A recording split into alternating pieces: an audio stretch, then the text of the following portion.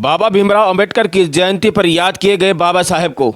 नमस्कार, आप देख रहे हैं एसबी न्यूज पहाड़ से मैदान तक। आपको बता दें कि विभिन्न सामाजिक और राजनीतिक संगठनों ने रविवार को डॉक्टर भीमराव अंबेडकर की जयंती पर जगह जगह कार्यक्रम आयोजित किए गए।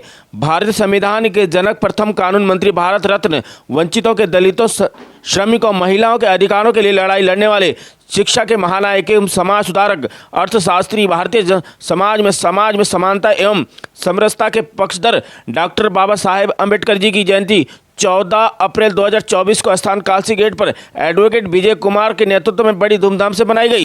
कालसी में अंबेडकर जयंती समारोह में कई सामाजिक संगठनों के लोग उपस्थित रहे और अपने विचार रखे। कार्यक्रम के वरिष्ठ कांग्रेस नेता भास्कर चूग, समाज सेवी पल्लवी गैस एजेंसी स्वामी गिरीश कुमार, एडवोकेट ध्वजवीर सिंह, पूर्व प्रधान रेखा चौधरी, एडवोकेट जबर सिंह तिलवाड़ी, प्रधान अरुण चौहान, व्यास नेहरी, प्रधान प्रतिनिधि रवि वर्मा, प्रदीप सिंह सनी आदि ने अपने विचार रखे। वहीं विकास नगर में भारत संवैधानिक अधिकार संरक्षण मंच केसरी विहार में बाबा साहब की 134वीं जयंती मनाई। मंच के अध्यक्ष दौलत कुंवर ने बाबा साहब की प्रतिमा पर पुष्प अर्पित कर उन्हें याद किया।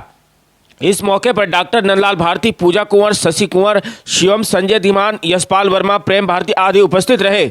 डॉक्टर भीमराव अंबेडकर महासभा ने डाकपत्र स्थित कार्यालय में बाबा साहब की प्रतिमा पर पुष्प अर्पित कर उनके जीवन पर प्रकाश डाला। वहीं दूसरी ओर विकास नगर तिलक भवन में कांग्रेस कार्यकर्ताओं ने डॉक्टर भीमराव अंबेडकर की जयंती पर कार्यक्रम आयोजित किया गया। इस मौके पर प्रदेश सचिव विकास शर्मा, अभिनय ठाकुर, अध्यक्ष समी प्रकाश, कितेश जायसवाल आदि उपस्थित रहे।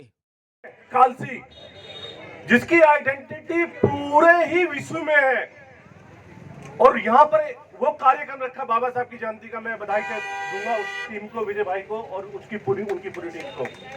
आज आरक्षण में ना होता तो शायद आज मेरे नाम के आगे भी प्रधान नहीं लगता। बगल में कुर्सी पर समानता का अधिकार लेकर बैठे हुए हैं, लेकिन उस दौर को याद कीजिए जो बाबा साहब भीमराव अंबेडकर ने, डॉक्टर साहब ने झेला।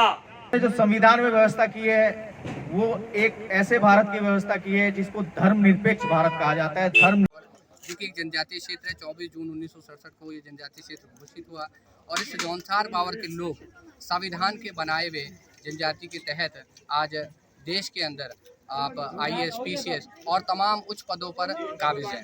और हमारे यहाँ इस क्षेत्र के जो लोग हैं वो विश्व के अंदर भी कार्यरत हैं। लेकिन आज भी दुर्भाग्य है, बहुत लंबे समय से हम लोग 14 अप्रैल का ये जो कार्यक्रम है, भारत रत्न डॉक्टर भीमराव अंबेडकर का जन्मोत्सव कार्यक्रम आयोजित करते आए हैं। कभी कालसी में, कभी चक्राता में लोगों को जागरूक करने का एक प्रयास किया। लेकिन हम सबका एक दुर्भाग्य है कि आज भी जिस क्षेत्र को जनजातीय दर्जा मिला, भारतीय संविधान की वो देन है, और जिस व्यक्ति ने उसको बनाया उस व्यक्ति की पूरे क्षेत्र में कहीं प्रतिमा नहीं है। तो आज हमने ये प्रण लिया है और मैं पूरे क्षेत्र से, पूरे जौनसार बावर के जनमानस से ये निवेदन करना चाहूँगा कि असल में हम जिस जनजाति का लाभ ले रहे हैं वो जिस व्यक्ति की वजह से हमें मिली है, उस व्यक्ति की प्रतिमा होना इस क्षेत्र के लिए एक गर्व की बात होगी। बाबा साहब कितने महान थे। उन्होंने मनुष्यों के लिए नहीं, उन्होंने पशुओं के लिए भी कानून बनाए, उसके लिए भी नियम बनाए, उन्होंने कानून बनाए, बड़े सख्त कानून बनाए। यहाँ तक पशुओं की ही बात नहीं करना चाहता मैं, यहाँ तक पेड़ पौधों की बात, पर्यावरण की बात करना चाहता हूँ। उन्होंने यहाँ तक कहा कि कौन से फलदार पेड़ हैं नहीं काटे जाएंगे, कौन से वृक्ष हैं जो काटे जाएंगे, उनकी कैटेगराइजेशन किया गया, उनको कौन से फर्नीचर के लिए लकड़ी यूज हुआ। तो वो तो इतने महान विचारक थे, वो तो ऐसे क्रांतिकारी थे जिन्होंने इस देश को नई नई चीजें दी। जैसे बाबा साहब भीमराव अंबेडकर की जयंती मनाने का हमारा मेन उद्देश्य था कि जन जन तक बाबा साहब के विचारों को पहुँचाया जाए और जिनके बलिदान से, जिनके योगदान से हम लोग आज इस काबिल हुए कि हम लोग पढ़ पा रहे हैं, लिख पा रहे हैं। एक ज़माना था हमें पढ़ने लिखने का कोई अधिकार नहीं। जो अधिकार हमें बाबा साहब अम्बेडकर ने दिए है, महिलाओं को जो समानता दी है, हर वर्ग को समानता दी है, उस व्यक्ति के विचारों को जन जन तक पहुँचाना हमारा कर्तव्य है। लोगों ने अगले वर्ष तक ये तय किया है कि ये जो हमारा हरिपुर का जो पुल है यहाँ से जौनसार बाबर के लिए शुरू हो जाता है।